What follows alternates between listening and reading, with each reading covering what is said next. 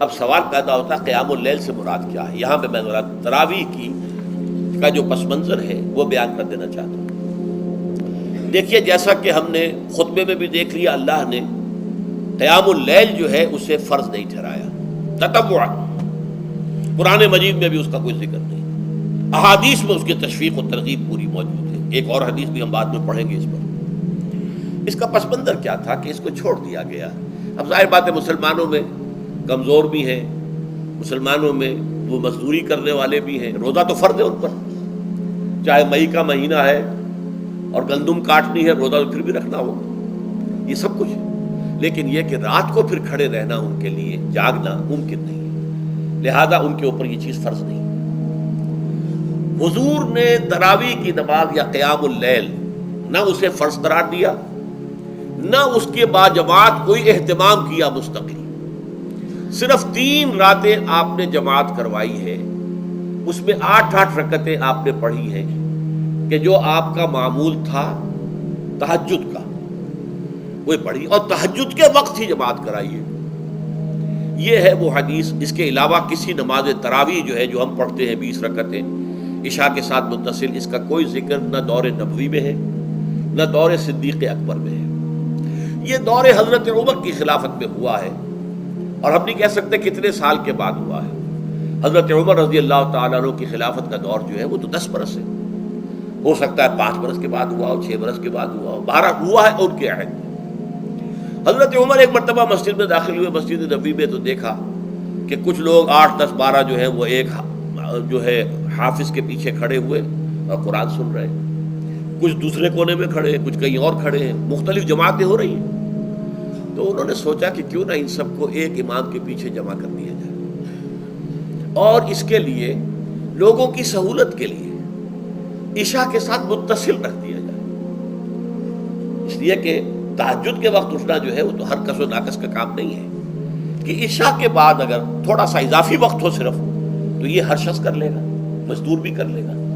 لہذا آپ نے یہ نظام تجویز فرمایا کہ عشاء کے متصلاً بعد 20 رکعت نماز پڑھی جائے اور ایک امام کے پیچھے پڑھی جائے۔ یہ گویا کہ اجتہاد ہے حضرت عمر رضی اللہ تعالی عنہ، اس کو آپ نے خود بدعت بھی قرار دیا ہے، لیکن بدعت حسنہ۔ بدعت کس اعتبار سے؟ لغوی اعتبار سے، نئی بات، اس لیے کہ حضور کے زمانے میں نہیں تھی، تو یہ اس طریقے سے ایک نئی بات ہے۔ لیکن یہ بات چونکہ بہت اچھی ہے، بہت عمدہ ہے، آپ جب یہ نظام چل پڑا تو ایک دن مسجد میں آئے، دیکھا کہ بڑی بھری مسجد ہے، صحابہ کھڑے ہیں اور ایک امام کے پیچھے قرآن سن رہے ہیں۔ آپ نے فرمایا نعم البدعۃ ھذہ، یہ جو ہم نے نئی بات شروع کی ہے یہ بہت اچھی ہے، بہت عمدہ ہے۔ اب یہاں سے فرق واقع ہو گیا ہے۔ ایک تو اہل تشیع جو ہے وہ تو ویسے ہی حضرت عمر سے بہت دشمنی رکھتے ہیں، عناد رکھتے ہیں، تو حضرت عمر کے اجتہادات سے انہیں نفرت ہے، انہیں دوری ہے، چاہے وہ کوئی سا بھی حضرت عمر کا اجتہاد ہو۔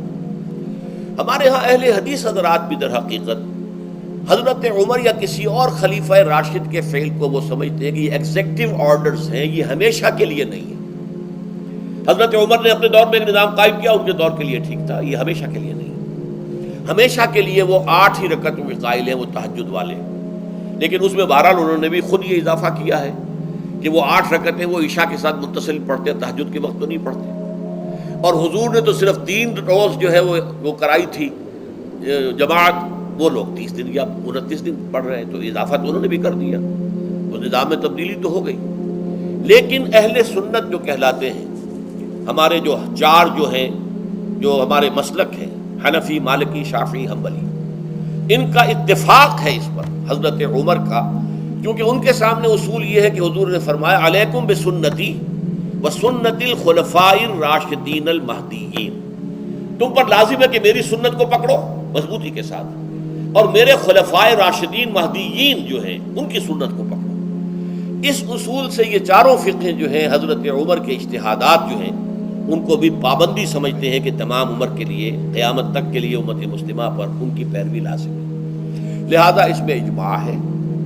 اور یہاں تک کہ یہ سب سے آخری جو اس میں مسلک پیدا ہوا ہے زمانی اعتبار سے، سب سے پہلے مسلک جو ہے حنفی پیدا ہوا ہے، پھر مالکی پیدا ہوا ہے، پھر شافعی پیدا ہوا ہے، اور پھر حنبلی آخری ہے۔ اور امام احمد ابن حنبل بہت بڑے محدث بھی ہیں. مسند احمد ابن حنبل جو ہے وہ بہت بڑی کتاب ہے، بہت اہم کتاب ہے، جامع کتاب ہے. تو ان کے ہاں بھی 20 رکعتیں ہیں. چنانچہ حرمین شریفین میں، سعودی عرب میں، مکے اور مدینہ منورہ میں جو نماز تراویح ہوتی ہے اس کی 20 رکعتیں ہیں.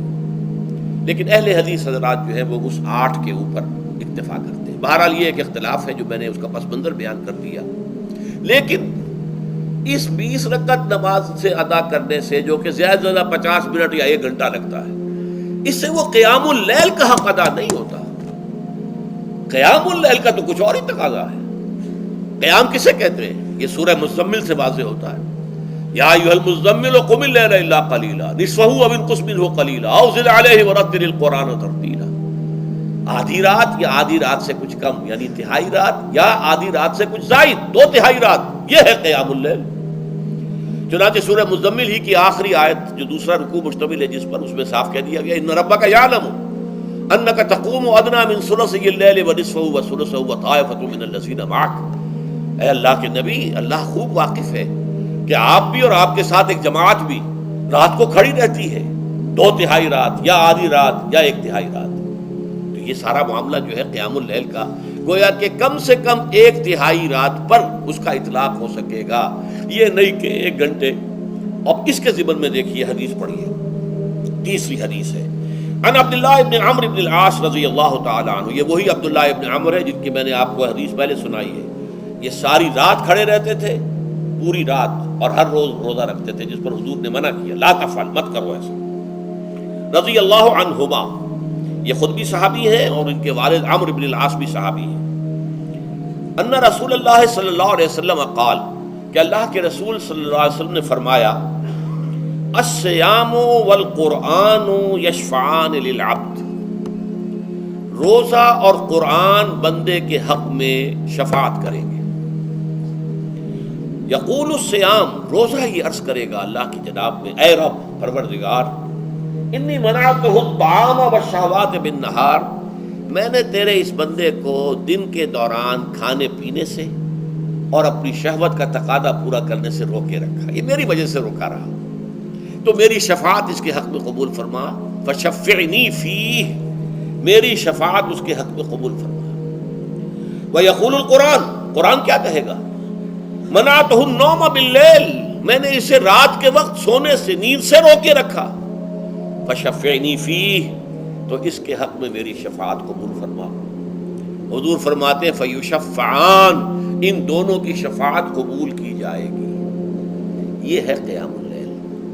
یہ قیام اللیل صرف تراویح کی نماز سے جو پڑھ لی جاتی ہے. اور ہمارے ہاں تو یہ ہے، وہاں کم سے کم یہ تو تھا، صحابہ کرام کھڑے ہوتے تھے تو جو قاری پڑھ رہا ہوتا تھا وہ ان کے دل میں اترتا جاتا تھا، اس کا مضمون اور مفہوم جو ہے ان کو معلوم ہے، لہذا وہ اس کی زبان سے نکلا ہوا ہر لفظ ان کے قلب کی گہرائیوں تک اتر رہا ہے. یہاں تو یہ ہے پیرٹ لائک حافظ ہے، اسے خود پتہ نہیں میں کیا پڑھ رہا ہوں. اکثر حفاظ جو ہیں وہ عالم تو نہیں ہوتے، اور جو سن رہے ہیں انہیں کچھ پتہ نہیں ہم نے کیا سنا ہے. تو ٹھیک ہے، کم سے کم ثواب تو انہیں ملے گا کہ انہوں نے وقت نکالا ہے. 1 گھنٹہ ہی اضافی صحیح، لیکن بہرحال اس کا وقت تو انہوں نے نکالا ہے، محنت کی ہے، کھڑے رہے ہیں، ثواب ملے گا. لیکن جو مقصد ہے وہ حاصل نہیں ہوتا. اس مقصد کے حصول کے لیے اول تو قیام اللیل کی کم سے کم مدت 1/3. اگر کوئی شخص فرض کیجئے کہ اس کے ہاں کوئی اور انتظام نہیں ہے، جیسا کہ ہمارے ہاں ہم نے انتظام کیا ہے بڑے بڑے شہروں میں دورہ ترجمہ قرآن، اس میں ہمیں 5 گھنٹے لگ جاتے، نصف شب کے قریب تری جو ہے معاملہ ہو جاتا. اس میں کیا ہوتا ہے کہ ہر 4 رکعت سے پہلے جو اس کے اندر پڑھا جانا ہے حصہ قرآن کا، اس کا پہلے ہم مطالعہ کرتے ہیں بیٹھ کر، ترجمہ اور کچھ موٹے موٹے نکات کی جو ہے وضاحت. پھر کھڑے ہو گئے اور قاری صاحب کے پیچھے 4 رکعتوں کے اندر وہ 4 رکوع یا جتنے بھی ہیں پڑھ لی، سن لی. پھر بیٹھ گئے 4 کے بعد پھر اگلی 4 رکعتوں کے اندر جو کچھ پڑھا جانے والا ہے اس کا ترجمہ، اس کی تفہیم ہو گئی، پھر کھڑے ہو گئے، پھر سن لیا. اس طریقے سے 5-6 گھنٹے میں تراویح ختم ہوئی. تو تراویح بھی ہو گئی، حضرت عمر کے اجتہاد پر عمل بھی ہو گیا، 20 تراویح ہو گئی. لیکن یہ ہے کہ اس کے ساتھ جو اصل غرض و غایت ہے قیام اللیل کی، وہ بھی حاصل ہوئی. یہ ہم نے 17 سال پہلے شروع کیا تھا یا 18 سال پہلے، اور وہ انشاءاللہ اللہ کے فضل و کرم سے اب چل رہا ہے. بڑے بڑے شہروں میں ہو رہا ہے، لاہور میں جن مقامات پر ہو رہا ہے وہ تازہ جو ندائے خلافت ہے اس کے اندر آپ اس کی فہرست دیکھ لیں. کراچی میں تو اس سے غالباً 3 گنا مقامات کے اوپر وہ کام ہو رہا ہے، اور دوسرے شہروں میں بھی ہو رہا ہے. تو اس سے در حقیقت وہ غرض و غایت، وہ حکمت جو ہے پوری ہوتی ہے کہ یہ دونوں چیزیں پیرلل ہیں. من صام رمضان ایمانا واحتسابا غفر له ما تقدم من ذنبه ومن قام رمضان ایمانا واحتسابا غفر له ما تقدم من ذنبه. تو صیام اور قیام جو ہے ان دونوں کا حق ادا ہو جاتا ہے.